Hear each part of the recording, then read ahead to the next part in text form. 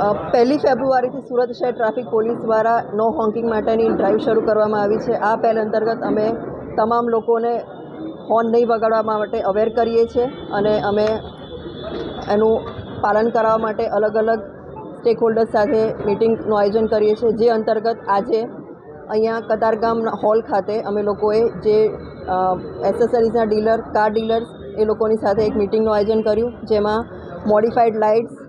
Modified silencer and modified horns જે લોકો વિક્રેતા છે, હોલસેલર છે અથવા તો જે કોઈ પોતાની દુકાનમાં વેચે છે અથવા તો રિપેરિંગ કરે છે, એ બધાની આજે મિટિંગ લઈને એમને સૂચના આપવામાં આવી કે તમે આ જે સરકારની નિયત મર્યાદા વિરુદ્ધના જે સાધનો છે તમે કોઈને વ્હીકલમાં લગાવી નહીં આપો, એનું વેચાણ પણ નહીં કરો અને સંગ્રહ પણ નહીં કરો।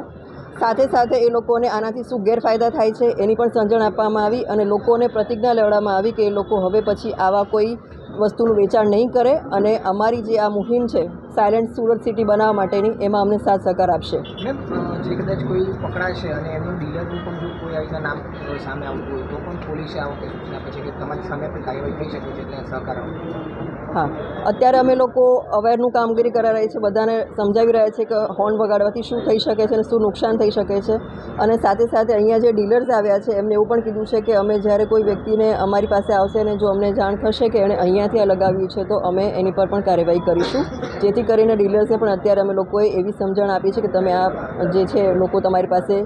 લગાવવા આવે છે મોડિફાઈડ હોર્ન્સ, સાયલેન્સર અથવા તો લાઇટ્સ, તો એને તમે લગાવી નહીં આપો અને એવા કંઈ વસ્તુ તમારી પાસે હોય તો એને તમે એનું વેચાણ પણ નહીં કરો।